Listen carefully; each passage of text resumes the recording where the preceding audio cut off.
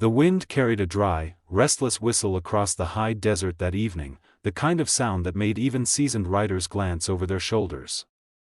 Jacob Turner felt it push against him as he guided his horse along the narrow trail, heading home after delivering supplies to a nearby settlement.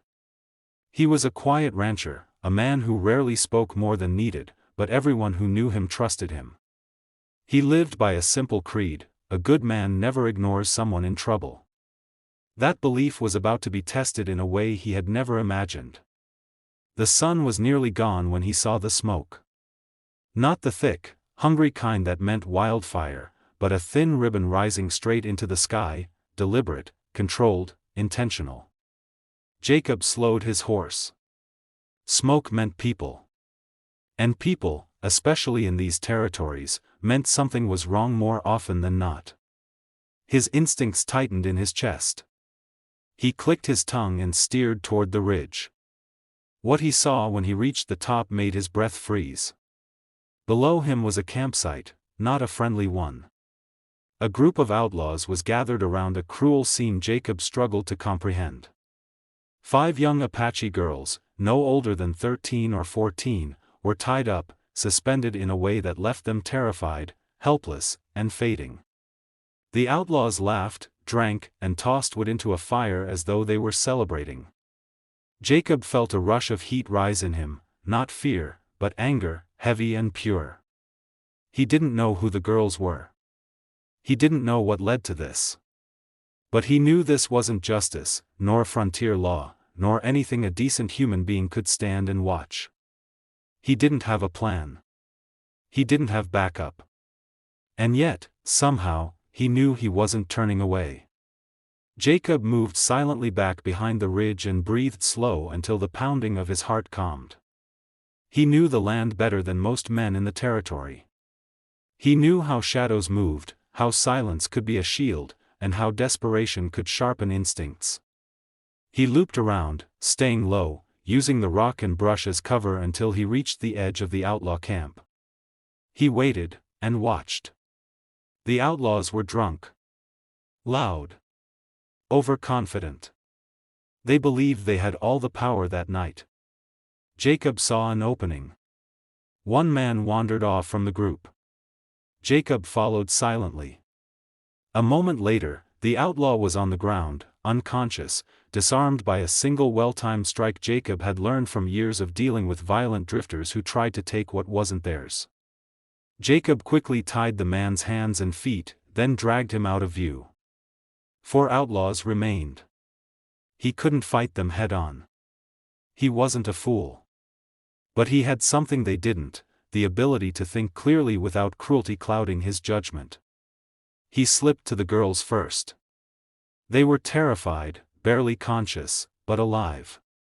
As Jacob whispered gently that he was there to help, one of the girls forced her eyes open and looked at him. Even through fear, that spark of hope nearly broke him. "I'll get you home," he whispered. She nodded weakly. Jacob worked fast. He loosened the knots carefully, slowly lowering each girl one by one.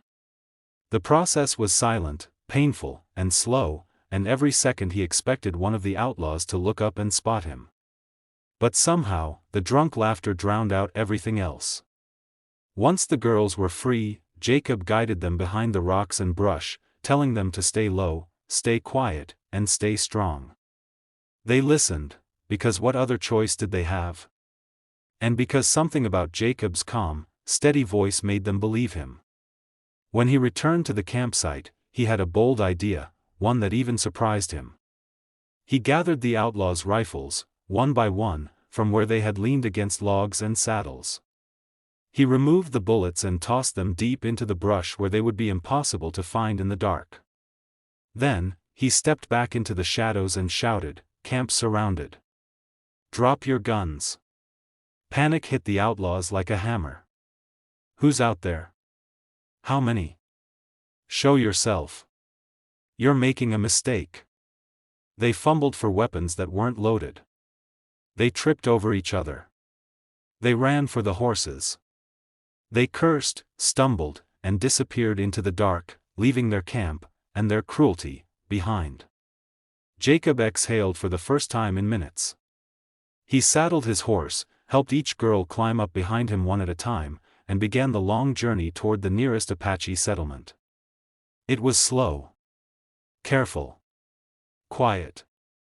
But the night, which had felt so heavy earlier, now seemed to glow with a faint promise. When they finally arrived near the Apache camp, Jacob stopped. He knew entering alone with 5 frightened girls could spark fear or conflict. So he lit a small torch and waited. Moments later, Apache warriors emerged from the dark, stern, guarded, ready to defend. Jacob raised one hand.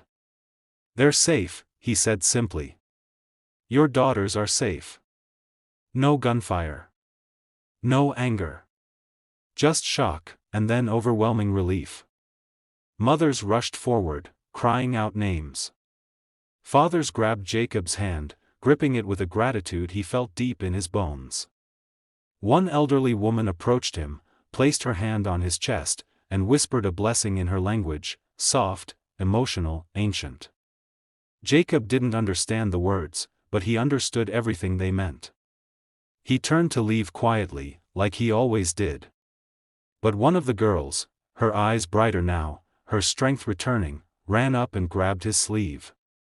"Thank you," she whispered. Jacob felt the world pause. That small voice hit him harder than any outlaw's bullet could. He nodded, touched the brim of his hat, and rode back into the early light. News of what he'd done spread slowly across the frontier, not as a legend, nor a heroic tale, but as a rare reminder that humanity didn't disappear in the Wild West. Courage still lived there. Kindness still had power. And one man's refusal to ignore suffering could change more lives than he ever realized.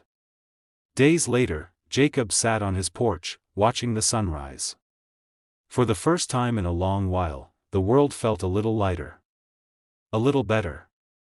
He hadn't done what he did to be remembered. He did it because it was right. And sometimes, in the harshest lands, the right thing becomes the one bright flame that keeps hope alive.